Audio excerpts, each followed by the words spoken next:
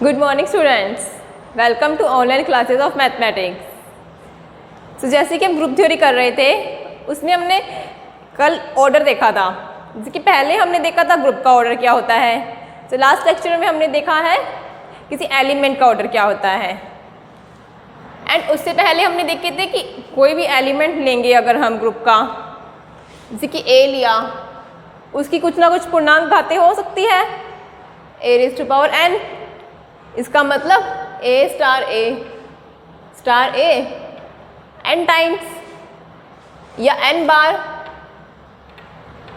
फिर इसकी कुछ प्रॉपर्टीज देखी थी, जैसे कि a raised to power m plus n को हम a raised to power m dot a raised to power n लिख सकते हैं। ये सब देखा था आपने। उसके बाद एक प्रॉपर्टी और उसमें ऐड कर लेना कि कोई भी अगर अपने एलिमेंट लिया a, उसकी पावर 0 का मतलब आइडेंटिटी होता है। किसी भी एलिमेंट की पावर 0 तो आइडेंटिटी, जैसे कि अगर हम करते हैं ना, कोई भी एलिमेंट की पावर 0 1 होता है। बट वो कब करते हैं, अगर हमारा ग्रुप मल्टीप्लिकेशन होगा तो हमें पता है आइडेंटिटी भी हमारी 1 होगी। लेकिन अगर हमारा ग्रुप हो गया एडिटिव, किसी एलिमेंट की पावर 0 मतलब 0 डॉट a, इसका मतलब हो गया 0। और अगर प्लस ऑपरेशन होगा तो आइडेंटिटी कितनी आएगी, 0। तो किसी एलिमेंट की पावर 0 आइडेंटिटी। इसको अगर देखना चाहो तो ऐसे भी देख सकते हैं, a raised to power 0 को हम ऐसे लिख सकते हैं ना। अब इसको इस ऑपरेशन से अलग अलग कर सकते हैं। अब यहाँ ये लिख सकते हैं हमें a इनवर्स n को। इसका मतलब कोई एलिमेंट लिया, उसको उसके इनवर्स से मल्टीप्लाई करने पे आइडेंटिटी। तो ये हो गया हमारा a raised to power 0 कितना आ गया, identity.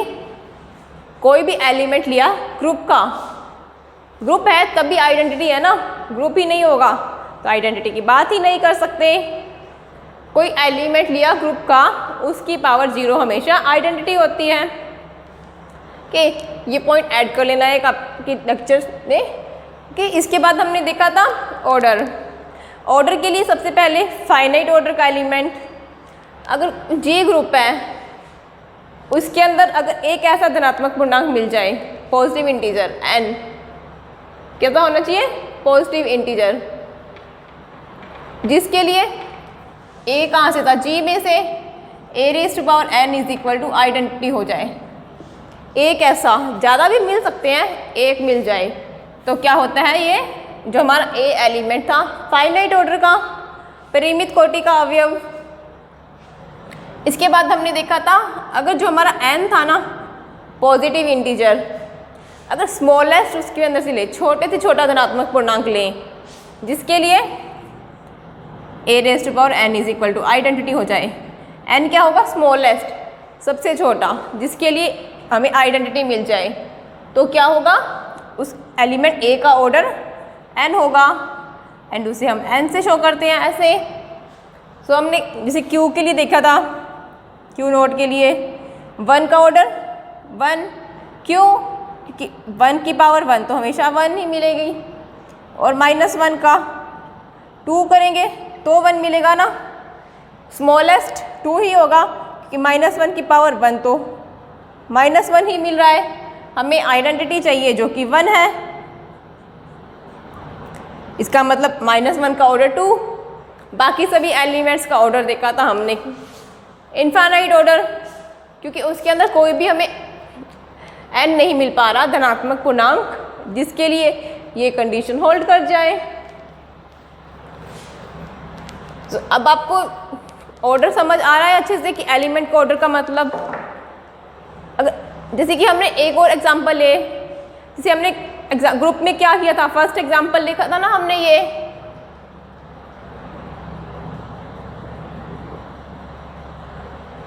1 - 1 iota minus iota with multiplication operation.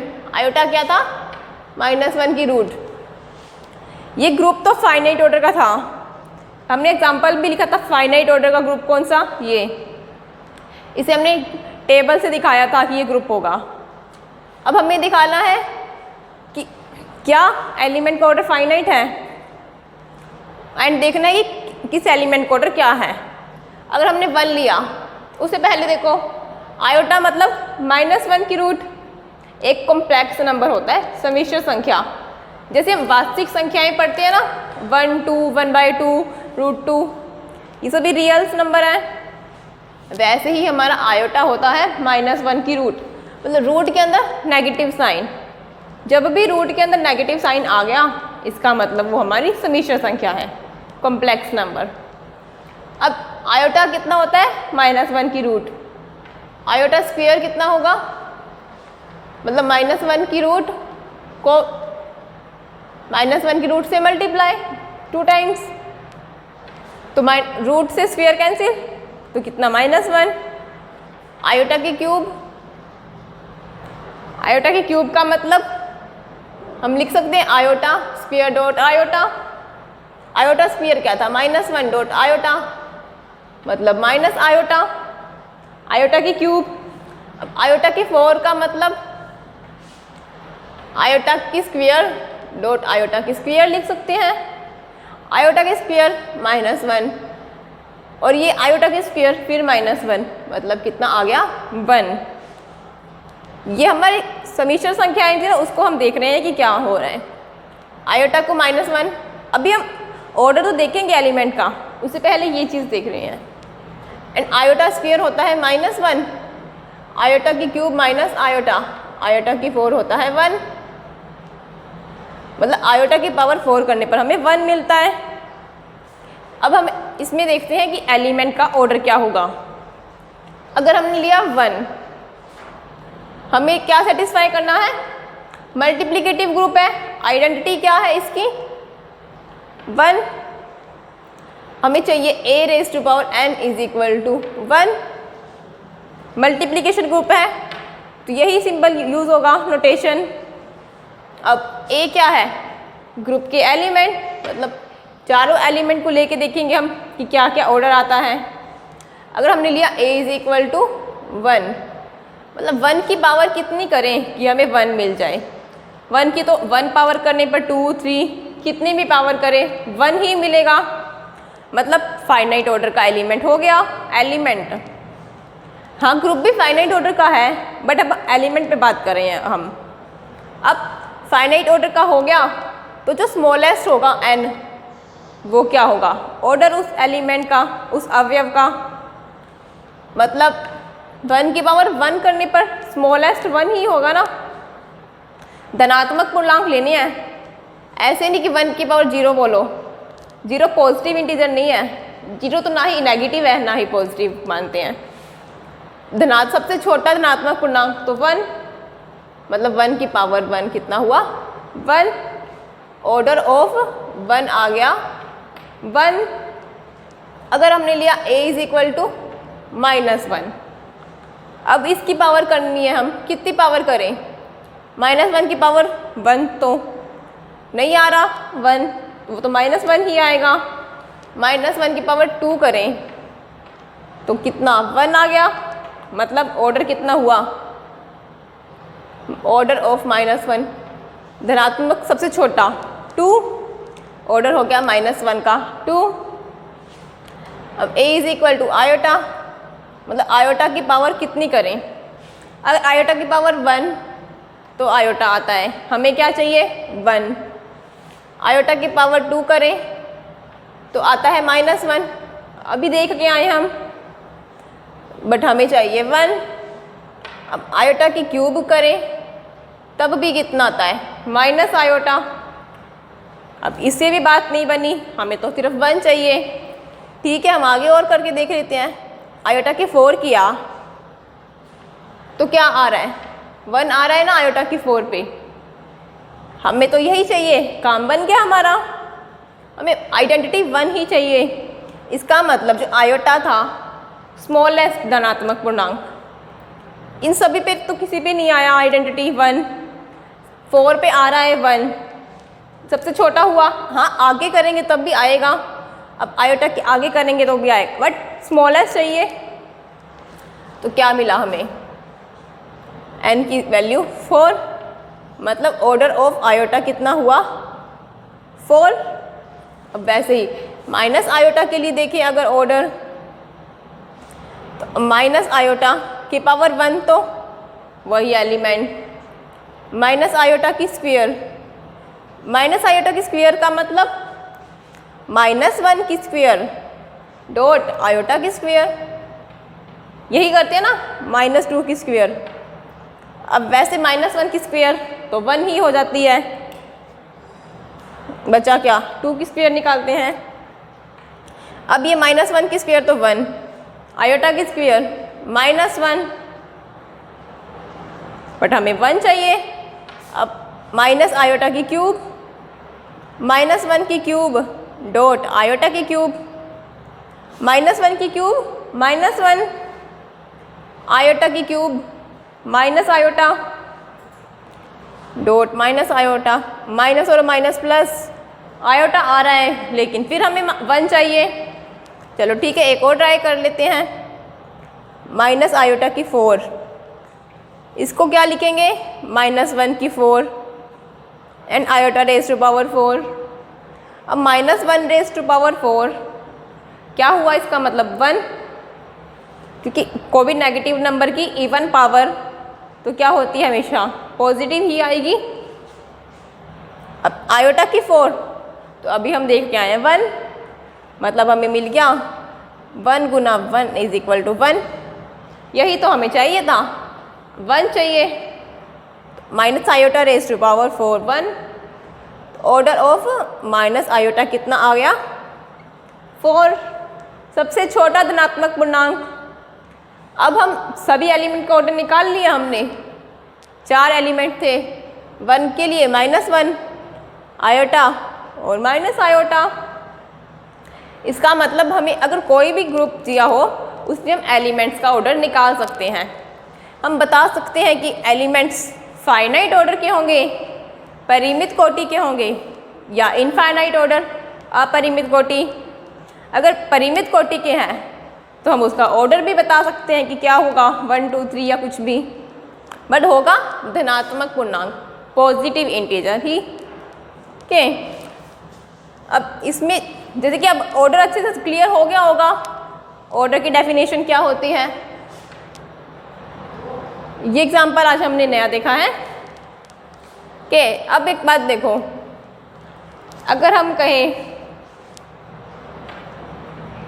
कि किसी एलिमेंट का ऑर्डर, हाँ ग्रुप पे ही बात कर रहे हैं हम, जी ग्रुप है और ए जी के अंदर बिलोंग करता है।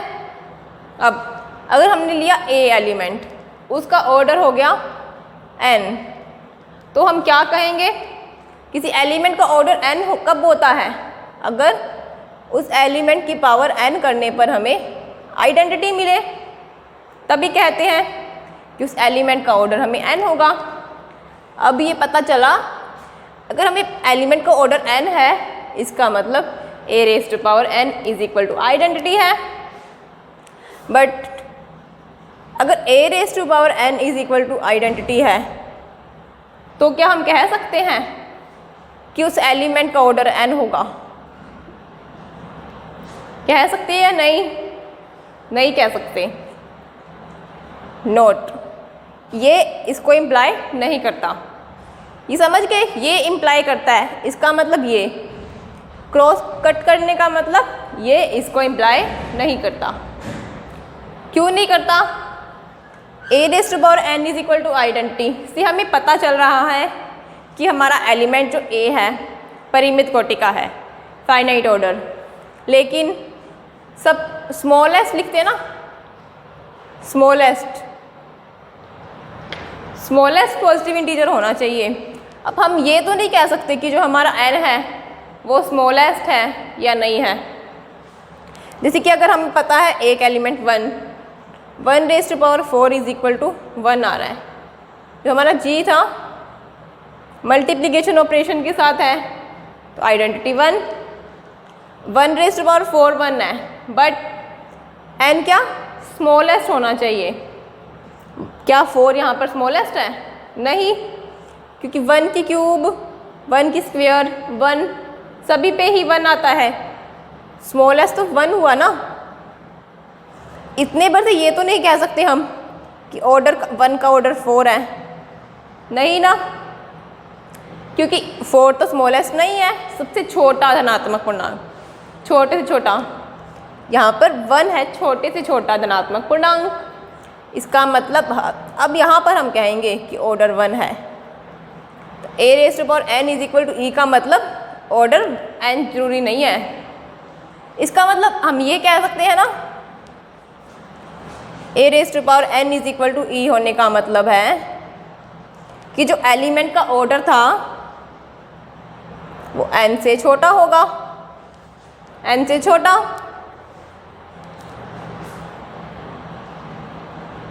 ये एग्जाम्पल जो a raise to power n is equal to identity था, इसका मतलब ऑर्डर n जरूरी नहीं है, बट n से छोटा होगा। जैसे कि 4 था, अगर हमें स्मॉलेस्ट हो सकता है इक्वल भी हो, n की वैल्यू हो सकता है 1 ही हो, बट हो सकता है 4 भी हो। अगर ये टर्म हमें दी हुई 1 raise to power 4 is equal to 1, तब तो हम नहीं कहेंगे ना कि ऑर्डर 4 होगा 1 का, तब हम कहेंगे कि 1 का ऑर्डर क्या आया था 1, 4 से छोटा है, ऑर्डर ऑफ a n से छोटा है। लेकिन अगर हमें दे दिया 1 raise to power 1 is equal to 1, इसका मतलब जो हमारा n था वो क्या हो गया स्मॉलेस्ट, इसका मतलब order of a is equal to n। तभी हमने यहाँ लिखा लेस देन और इज इक्वल टू। हो सकता है किसी केस में इक्वल हो या किसी केस में लेस देन हो। ऑर्डर ऑफ 1 लेस देन 4, किसी केस में इक्वल हो, किसी केस में लेस देन। इसका मतलब ये होने का मतलब हम ऐसे कहते हैं a रेज़ पर n आइडेंटिटी होने का मतलब उस एलिमेंट का ऑर्डर n से छोटा या n के बराबर है। ओके, सो ये हमने देखा कि ऑर्डर क्या होता है किसी एलिमेंट का। अगर हमें G ग्रुप दिया हुआ है तो हम उस ग्रुप का ऑर्डर निकाल सकते हैं। ओके, सो हम आगे चलते हैं।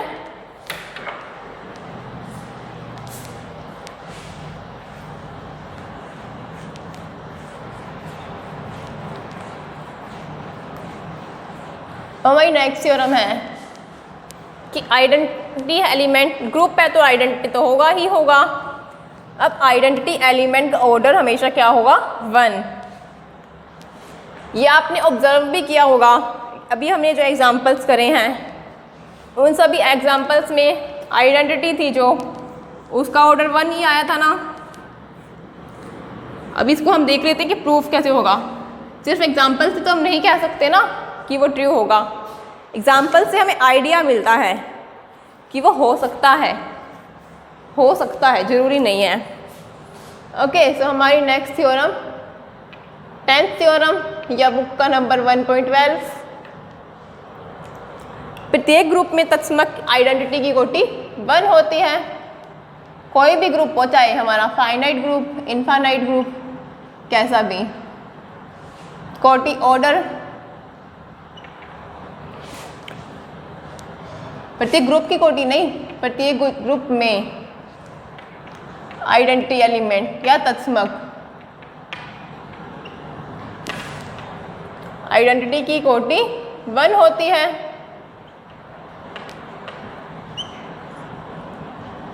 और केवल तत्समक ही 1 कोटि का अवयव होता है, मतलब आइडेंटिटी ही 1 कोटि का अवयव होता है। और केवल इसका मतलब समझते हो ना, अगर हम कुछ लिखना भूल जाते हैं एरो लगा के लिखते हैं कि ये टर्म यहाँ पर आएगी। ये तो आपने हिंदी में बहुत किया होगा स्कूल में। और केवल आइडेंटिटी ही 1 कोटि का अवयव होता है या एलिमेंट होता है।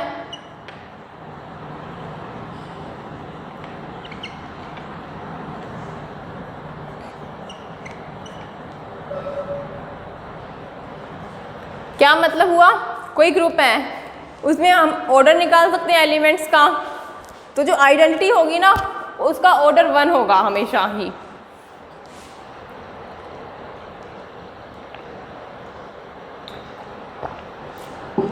आइडेंटिटी का ऑर्डर 1 होगा और केवल आइडेंटिटी होगी जिसका ऑर्डर 1 होगा। कैसे?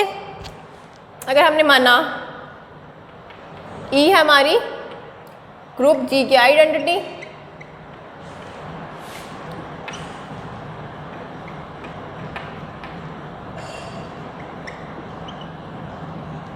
ई ग्रुप जी की आइडेंटिटी। अब अगर हम करें ई आइडेंटिटी की पावर 1, किसी भी एलिमेंट की पावर 1 का मतलब वही एलिमेंट, आइडेंटिटी की पावर 1 कितना आएगा हमें? आइडेंटिटी। अब हम ऑर्डर के लिए क्या देखते हैं? किसी element a raise to power n is equal to identity, और n क्या होना चाहिए? स्मॉलेस्ट धनात्मक पूर्णांक। तो हमारा 1 ही है स्मॉलेस्ट धनात्मक पूर्णांक, तो यहाँ भी 1 ही। इसका मतलब ऑर्डर ऑफ ई कितना आ गया हमारे पास? 1। आइडेंटिटी का ऑर्डर कितना आ गया? 1। अब हम देखेंगे, हमने एक चीज़ प्रूफ कर ली, नेक्स्ट हमें प्रूफ करना है केवल आइडेंटिटी ही होती है 1 कोटि का अवयव, 1 ऑर्डर। हमने कहा नहीं, जरूरी थोड़ी है, हम कोई और एलिमेंट मान लेते हैं। ठीक है, अगर हमने माना, हमने कहा एक एलिमेंट ए जी का एलिमेंट है, उसका ऑर्डर क्या है? उस एलिमेंट का ऑर्डर 1 है। ये कह रहे हैं सिर्फ आइडेंटिटी का ऑर्डर 1, हमने कहा जरूरी नहीं है, हमने मान लिया अगर ए एलिमेंट का ऑर्डर 1, तब क्या होगा? इसका मतलब 1, किसी एलिमेंट का ऑर्डर 1, ये लिखा था ना हमने, ऑर्डर ऑफ ए एन होने का मतलब a raise to power n is equal to identity. Confuse मत हो ना इसमें और उसमें, नोट इम्प्लाइज। इसको समझना है, समझ के करो कि कैसे हुआ था, आपको समझाया था सारा। इसका तो यहाँ पे रोल नहीं है, सिर्फ इसी का है। अब किसी एलिमेंट का ऑर्डर अगर 1 है, इसका मतलब a raise to power 1 is equal to identity. अब a raise to power 1 identity होने का मतलब a कितना हुआ हमारे पास? आइडेंटिटी। यही होता है ना। अब किसी एलिमेंट का ऑर्डर 1 है तो a रेज़ टू पावर 1 के लिए क्या देखते हैं? आइडेंटिटी।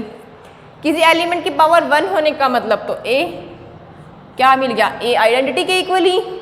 हमने कहा कोई और एलिमेंट है, बट चाहे तुम कोई भी एलिमेंट लो जिसका ऑर्डर 1 हो तो हमेशा हमें आइडेंटिटी ही मिल जाएगी।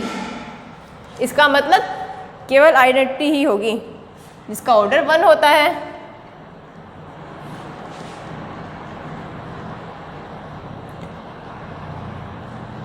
केवल आइडेंटिटी ही।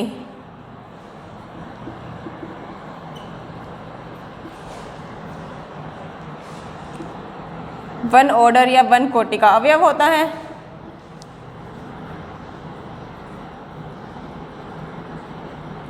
चाहे हम कोई भी लेके चले, वो इक्वल तो आइडेंटिटी के ही आ गया, तो हम कह सकते हैं ये कि आइडेंटिटी ही होती है जिसका ऑर्डर 1 होता है।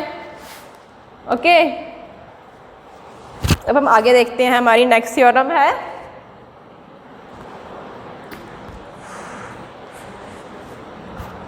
हमारी नेक्स्ट 13 थ्योरम, मतलब 1.13 या थ्योरम नंबर 11।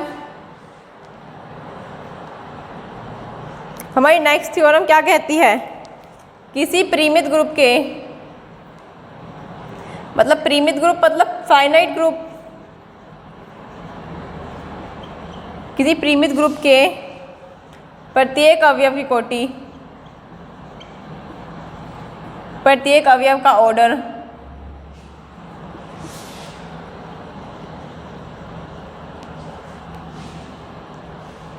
प्रत्येक अवयव की कोटि लिख लो या ऑर्डर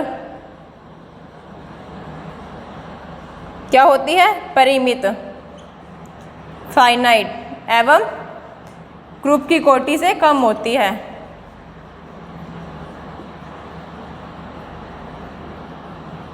कम या बराबर। इक्वल भी हो सकती है या लेस देन होगी।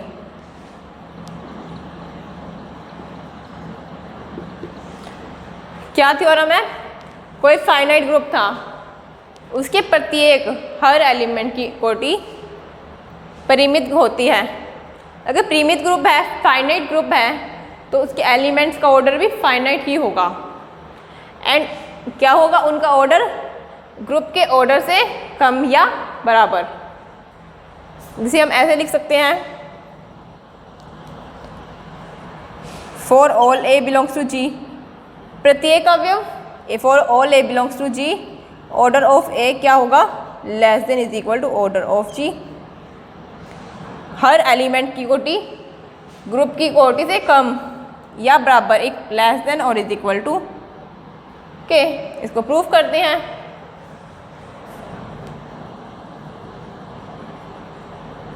इसको प्रूफ करने का मतलब हमें देखना है, हमने लिया अगर कोई एलिमेंट एन ए ले लिया हमने,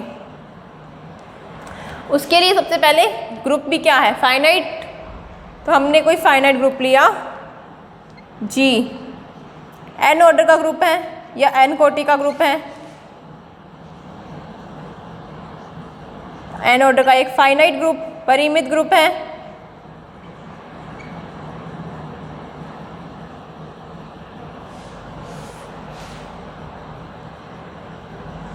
ठीक है, और सबसे पहले जो दिया होता है वो ले लेते हैं। परिमित ग्रुप दिया हुआ है, फाइनाइट ग्रुप हमने ले लिया, एक जी है, उसका ऑर्डर एन है, फाइनाइट ऑर्डर का या फाइनाइट ग्रुप है।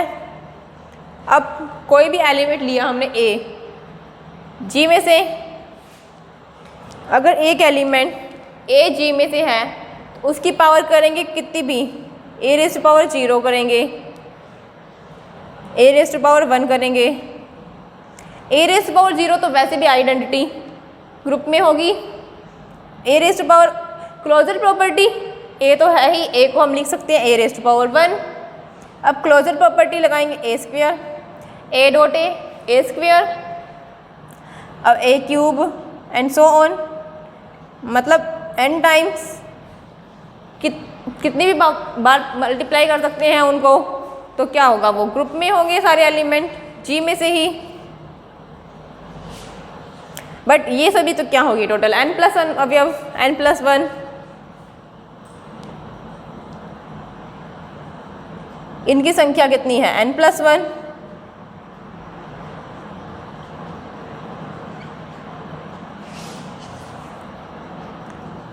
कैसे n+1? 1 से n तक तो ये और एक ये, तो n+1। लेकिन या बट जो जी था उसका ऑर्डर तो n ही है, मतलब जी के अंदर तो सिर्फ n एलिमेंट आ रहे हैं, जी में n अवयव हैं।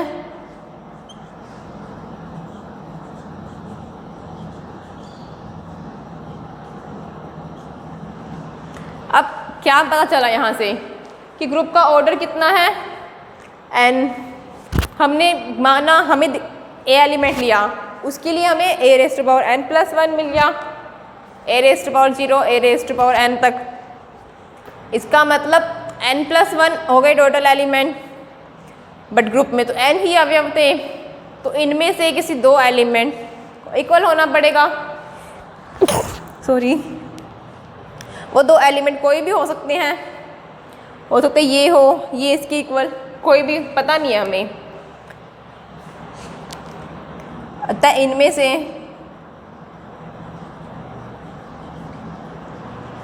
दो अवयव समान होंगे, कोई भी हो सकते हैं वो दो एलिमेंट, कोई दो अवयव समान होंगे।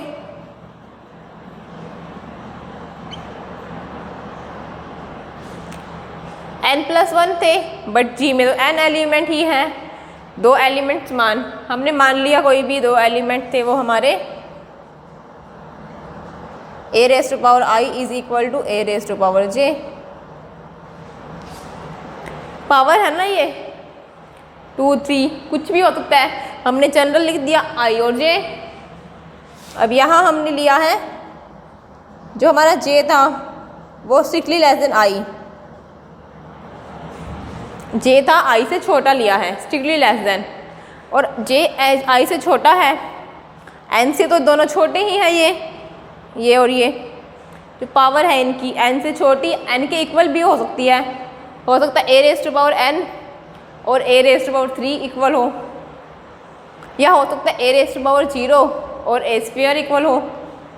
मतलब जो जे था 0 से बड़ा है और आई से छोटा और आई एन से छोटा। अगर आई एन से छोटा है तो जे भी एन से छोटा हुआ या इक्वल। अगर जे 0 से बड़ा है तो आई भी 0 से बड़ा हुआ या इक्वल। कि अगर ये कंडीशन हमें पता चली तो हम लिख सकते हैं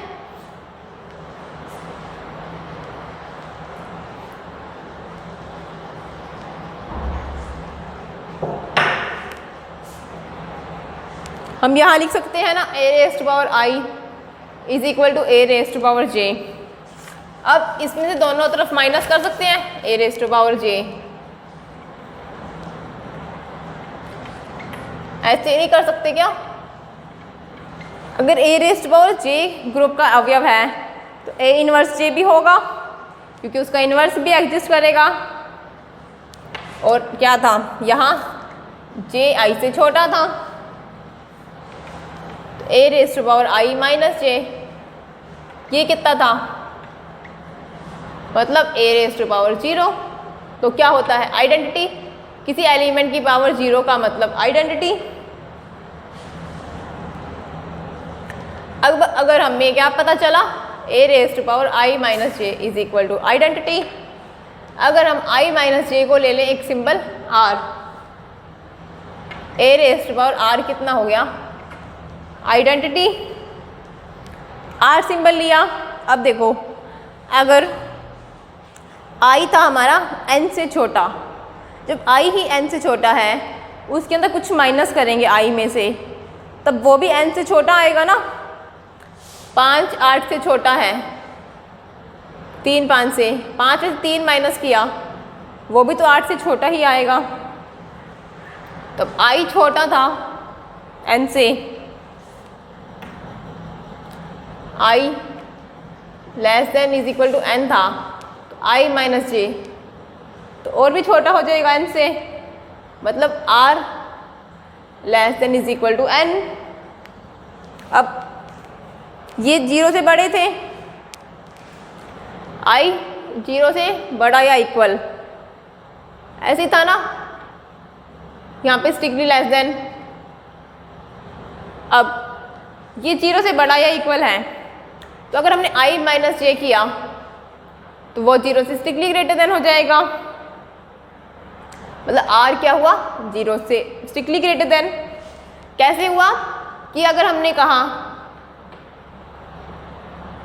जे की वैल्यू अगर हमारी 0 ही है, मान लिया, इक्वल होने का मतलब जे 0 होगा तभी इक्वल। अगर जे 0 है, आई क्या थी, जे से बड़ा, स्ट्रिक्टली ग्रेटर देन। 1 माइनस 0 कितना, 1, वो भी तो स्ट्रिक्टली ग्रेटर देन 0 ही है। अगर आई ही जे 0 के बराबर है, लेकिन आई जे से स्ट्रिक्टली ग्रेटर देन है, आई 0 के बराबर नहीं है। अब अगर आई ही 0 के बराबर नहीं है, उसमें से कुछ माइनस करेंगे तो वो भी 0 के बराबर नहीं आएगा ना। इसका मतलब आई माइनस जे को क्या लिखेंगे, स्ट्रिक्टली ग्रेटर देन 0।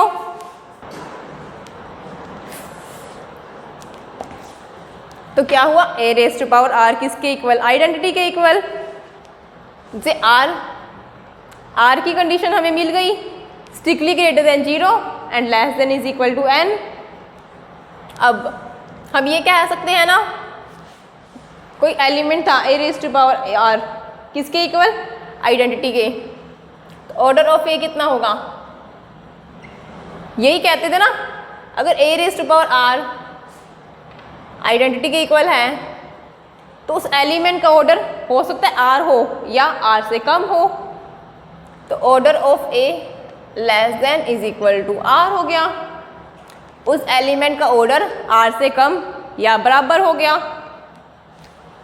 अब देखो, उस एलिमेंट का ऑर्डर आर से कम या बराबर, और आर क्या था, एन से छोटा, आर तो एन से छोटा था, इसका मतलब ऑर्डर ऑफ ए कितना हो गया, n से छोटा, और n क्या था हमारा, जी n ऑर्डर का एक फाइनाइट ग्रुप है, मतलब ऑर्डर ऑफ जी कितना है, n। यही होता है किसी ग्रुप का ऑर्डर का मतलब उसके अंदर कितने एलिमेंट हैं, n ऑर्डर का है। तो n क्या हुआ यहाँ पर, order of g, order of g, यही तो हमें निकालना था। हर कोई भी आर्बिट्रेरी एलिमेंट लिया था, स्वेच्छ रूप से हमने एक अवयव लिया a, अब a की वैल्यू कुछ भी हो सकती है जो g में से होगा, तो हर एक एलिमेंट के लिए हमें मिल गया उस एलिमेंट का ऑर्डर ग्रुप के ऑर्डर से छोटा होता है। ओके, यहाँ जो एग्जाम्पल लिखवाए थे वो लिखना चाहो तो लिख सकते हो ताकि कंफ्यूज ना हो, ये स्ट्रिक्टली ग्रेटर देन 0 क्यों आया, इक्वल 0 क्यों नहीं आया, इस टाइप से। ओके, अब हमें यही तो निकालना था, ग्रुप के प्रत्येक अवयव की कोटि परिमित। जैसे कि हमने एक एलिमेंट लिया a, उसको सॉल्व किया ऐसे, तो हमें क्या मिला, a⁻r is equal to identity, मतलब एक ऐसा धनात्मक पूर्णांक, r क्या है, स्ट्रिक्टली ग्रेटर देन 0, इसका मतलब धनात्मक होगा, 0 से बड़ा है, स्ट्रिक्टली ग्रेटर देन धनात्मक। अगर हमने i और j ही इंटीजर थे जब हमारे, तो i माइनस j भी इंटीजर, r भी क्या हुआ, धनात्मक पूर्णांक या पॉजिटिव इंटीजर। एक ऐसा धनात्मक पूर्णांक मिल गया हमें जिसके लिए a⁻r आइडेंटिटी। तो क्या कह सकते हैं हम यहाँ पे, ऑर्डर ऑफ a कितना हुआ, फाइनाइट, मतलब परिमित ऑर्डर का अवयव हुआ। ये निकालना था एक तो प्रत्येक अवयव की कोटि परिमित, फाइनाइट एंड ग्रुप की कोटि से कम या बराबर, उस अवयव का ऑर्डर ग्रुप के ऑर्डर से कम या बराबर आ गया। n+1 हो गए थे, ग्रुप के अंदर n ऑर्डर का था, मतलब दो एलिमेंट इक्वल होंगे तो माइनस किया है a−j से, दोनों तरफ मल्टीप्लाई किया है, सो ये मिल गया, इससे हमें ये मिल गया। ओके, ये चीज़ समझ आ गई ना। यहाँ से हम ये लिखते हैं लेस देन इक्वल, जरूरी नहीं कि इक्वल हो क्योंकि स्मॉलेस्ट इंटीजर चाहिए होता है हमें, सबसे छोटा धनात्मक पूर्णांक, तो ऑर्डर उससे छोटा होगा। ओके, सो ये हो गई हमारी थ्योरम नंबर 11 या बुक के अकॉर्डिंग थ्योरम नंबर 1.13। ओके, सो अब हम नेक्स्ट थ्योरम हम देखने के लिए इसी थ्योरम को जैसे हमने देखा, प्रत्येक अवयव की कोटि परिमित एवं ग्रुप की कोटि कम या बराबर होती है। इसको हम ऐसे भी लिख सकते हैं, यहाँ ही लिख लेते हैं, चलो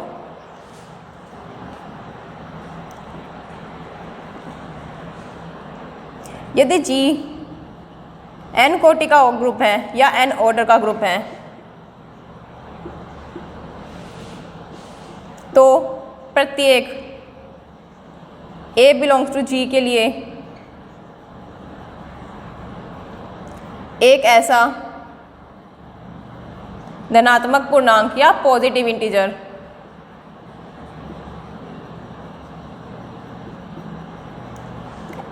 r जो कि n से छोटा होता है विद्यमान होता है कि a⁻r कितना हो आइडेंटिटी के। इस या तो ये स्टेटमेंट लिख सकते हैं या हम ये स्टेटमेंट लिख सकते हैं, ये वाली। कैसे? यदि G n कोटि का ऑर्डर है, G का ऑर्डर n कुछ भी हो सकता है, परिमित कोटि का मतलब n कोटि का। अब प्रति एक a बिलोंग्स टू G के लिए एक ऐसा धनात्मक पूर्णांक मिल जाए कि r n से छोटा, जिसके लिए a⁻r आइडेंटिटी। ये इससे हमें क्या पता चल रहा है, एक धनात्मक पूर्णांक मिल गया जिसके लिए a⁻r आइडेंटिटी के इक्वल। तो हम कह सकते हैं हमारे एलिमेंट का ऑर्डर फाइनाइट परिमित कोटि का अवयव हुआ, परिमित कोटि का, एवं r क्या है, n से लेस देन और इक्वल, यही तो हमें निकाला है, r less than is equal, order भी क्या हुआ, लेस देन और इज इक्वल। इसका मतलब ग्रुप की कोटि से कम या बराबर होता है। सो हो सकता है ये लैंग्वेज दे दें या ये लैंग्वेज, हमें समझना आना चाहिए लैंग्वेज को पढ़ के कि हमें निकालना क्या है। अगर हमें लैंग्वेज समझ आ रही है तो हम आगे क्वेश्चन भी सॉल्व कर सकते हैं। अगर हमें लैंग्वेज ही समझ नहीं आई तो आगे क्वेश्चन सॉल्व करने में भी बहुत दिक्कत होगी। ओके, सो अच्छे से इनको हर एक वर्ड को समझो कि क्या क्या मीन होता है। ओके, आई होप आपको समझ आ रहा होगा। तो मिलते हैं नेक्स्ट क्लास में। Thank you.